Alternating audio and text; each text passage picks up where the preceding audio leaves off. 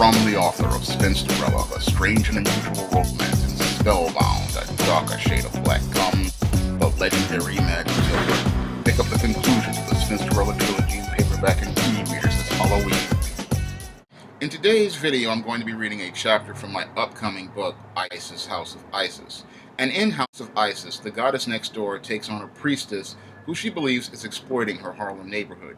I hope you enjoy this chapter, and I hope you pick up the book when I release it sometime in 2018.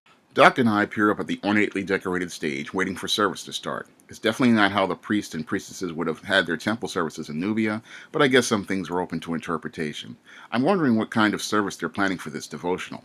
In a few moments, I hear the thundering sounds of African drums. Then two more muscular black men in black and gold outfits and sandals similar to Jamar's grab a pair of golden ropes.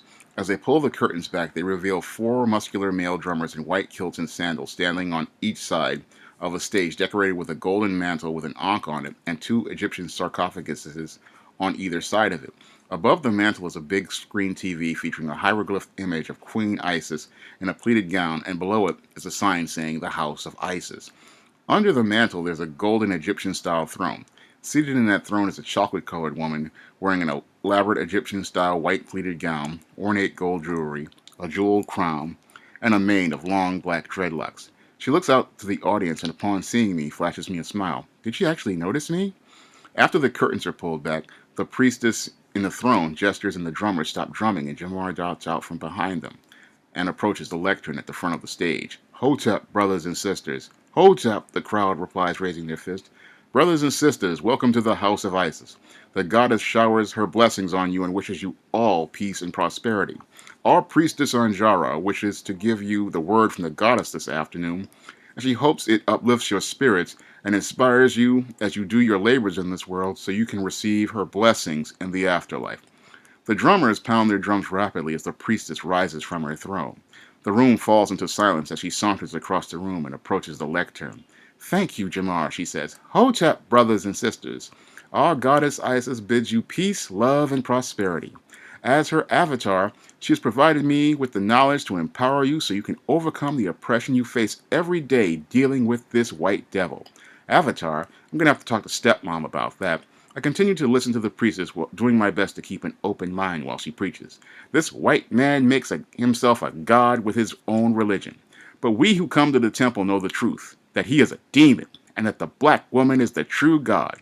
There are hoops and hollers following her testimony. Sounds like they're really catching the spirit. And we all know she birthed the universe from her womb eons ago, creating the original man and woman, an original woman in Africa to serve her purpose. Basic biology would disprove that dogma she preaches, even in the realm of the gods.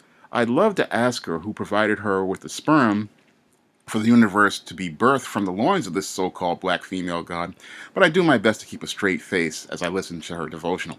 But the white man took us from our land, brought us here to serve him as his slaves, perverting our purpose and preventing us from doing the work of the original man and woman. I stifle a chuckle as I hear a chorus of Hotep from the congregation. As children of the goddess, we are the descendants of the original man and woman, the mother and father of the great pharaohs of Egypt who you all share a bloodline with. And we who are in this room have the opportunity to have our eyes open to the truth regarding that lineage. And I wonder what that truth is. The goddess has revealed to me her plans on how she will break the chains of this white devil and finally free you from the oppression of these modern-day slave masters. I have outlined these plans in my book, Covenant of the Goddess, and with it, a blueprint of how we will rebuild the kingdom of Kemet here in Harlem. Figured she'd lead into some sort of sales pitch. I wonder how much her blueprint is going to cost her congregation. The crowd chants another Hotep as I spot another series of paperbacks on display near the table near the window. Okay, she's got me on the hook for one book. Brothers and sisters, the only way for us to find true freedom from the white man's oppressive system is to follow the lead of the goddess. When we go in her direction, we will find our purpose again as kings and queens. The drummers begin rapping on their drums as she continues her devotional.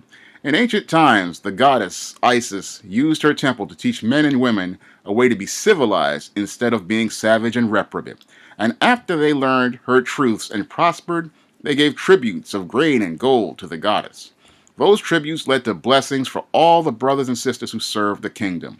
In this day and age, every dollar you spend in the House of Isis allows your priestess to lay a foundation to build a new Kemet here in America for you and to teach others how to live in that new civilization. I hear gasps as the priestess steps away from her lectern and begins heading off the stage. As she saunters down the stairs, she makes her way down the aisle. But I can't build that kingdom without the help of brothers and sisters.